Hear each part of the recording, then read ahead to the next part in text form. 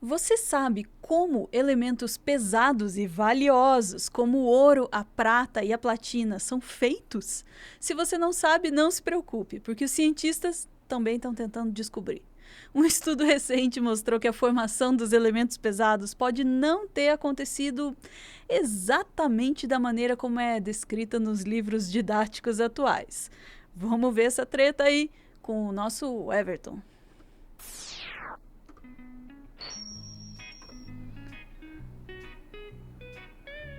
O Everton, como assim?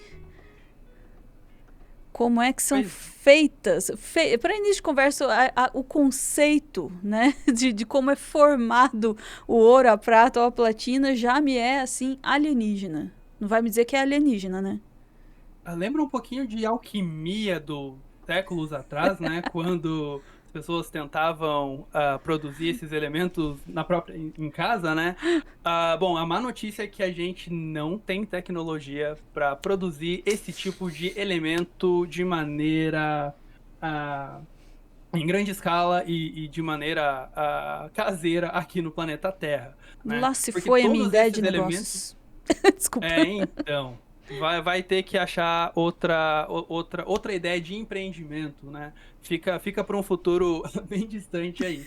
Porque, Ana, para você fazer isso, você precisa de uma estrela, né? Fácil, né? A gente tem um monte de estrela aí, né? Facinho, né? Esse é o primeiro, esse é o forno que você precisa para cozinhar esses elementos mais pesados.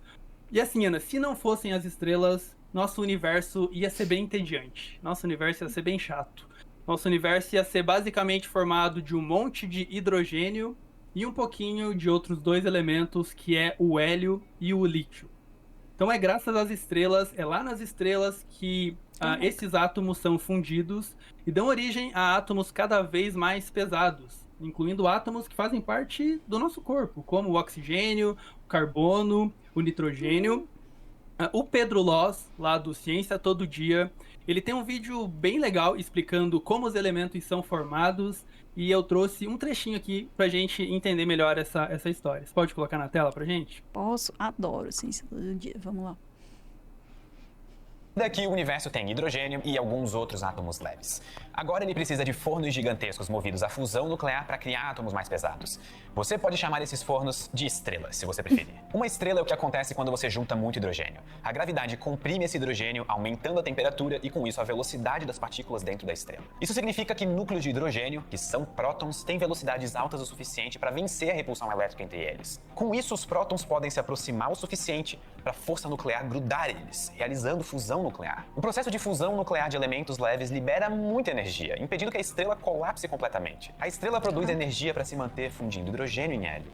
E quando o hidrogênio acaba, ela funde hélio em berílio, e depois em carbono, e assim por diante. Mas esse processo tem um fim. Juntar átomos de ferro custa energia.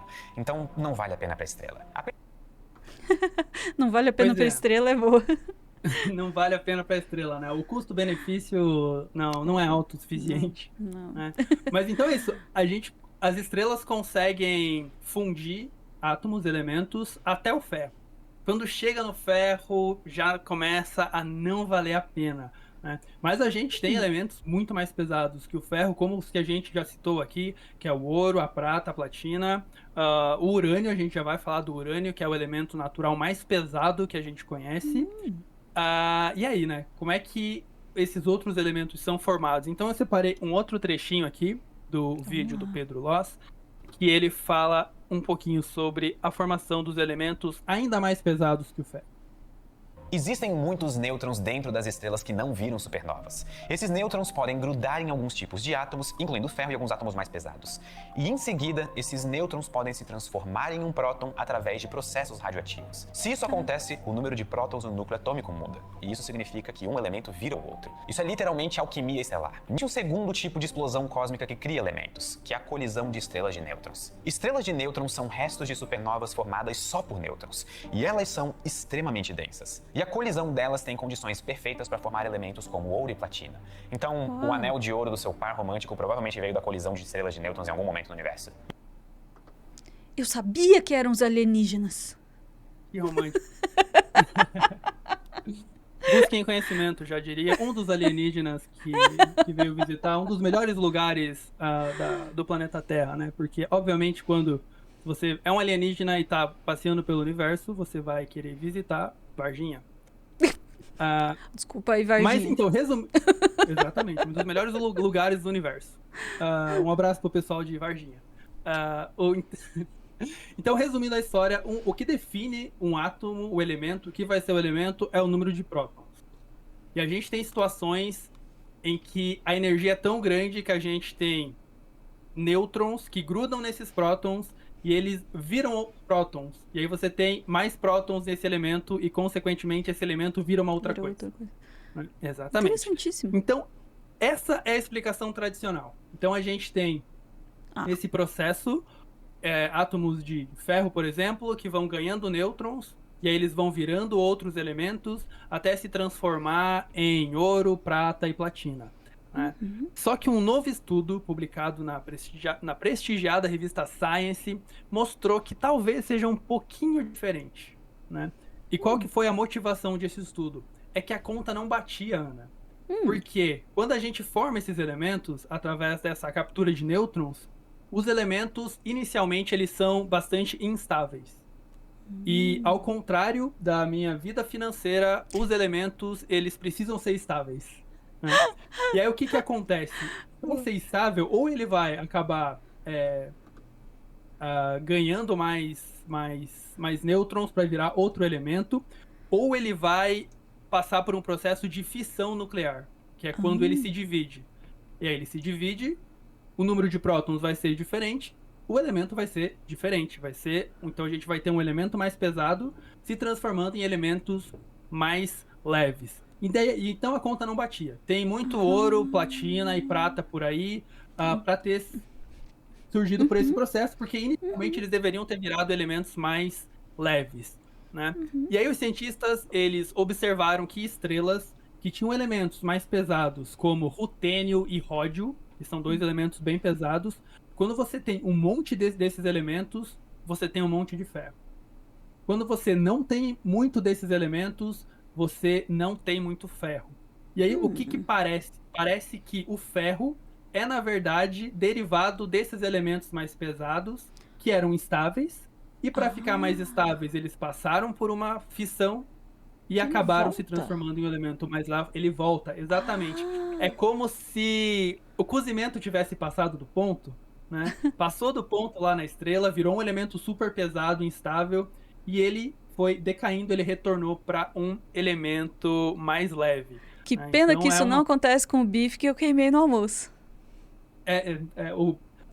Tem que descobrir como faz para decair o bife. Qual a taxa de decaimento do bife.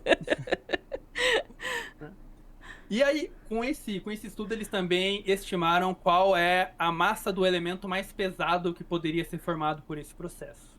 Então, o urânio, ele é o elemento natural mais pesado que a gente conhece. A gente tem elementos sintéticos feitos em laboratório com uma massa maior que do urânio, mas o urânio é o mais pesado naturalmente que a gente conhece. Tem uma massa de 238. Nesse processo, eles estimam que é possível formar um elemento de massa de até 260. Então é ali consideravelmente maior que do urânio, mas que é um elemento instável, que a gente não tem registros dele, porque ele acaba retornando e formando elementos um pouco mais leves. Tudo isso é uma hipótese, e é muito legal porque é o tipo de coisa que a gente não consegue testar em laboratório, porque a gente não tem energia suficiente para testar isso em laboratório. Tô sem nenhuma no bolso agora. Não, exatamente. Eu tinha uma, mas acabei perdendo ali na Via Láctea.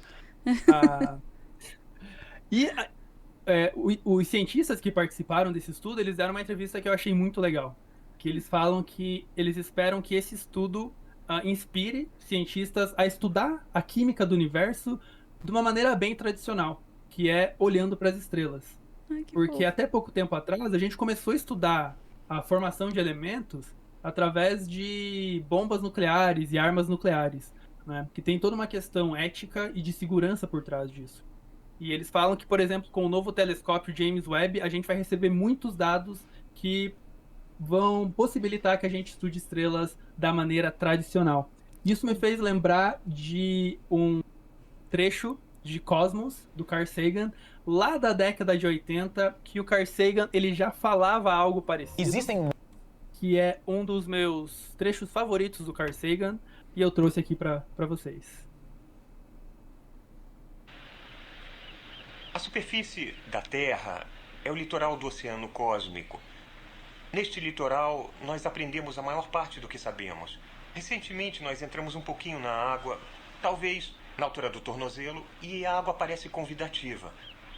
Alguma parte do nosso ser sabe que foi daqui que viemos. Queremos voltar. E podemos, porque o cosmo também está dentro de nós. Somos feitos de material estelar e somos um caminho para o cosmo conhecer a si mesmo. Me arrepiei tanto que eu esqueci até de voltar para nossa câmera. Eu tô assim, nossa, que bonito isso. Esse é um dos estudos de cientistas feitos de poeira estelar, ajudando o universo a conhecer um pouquinho mais de si mesmo. Que bonito, Everton.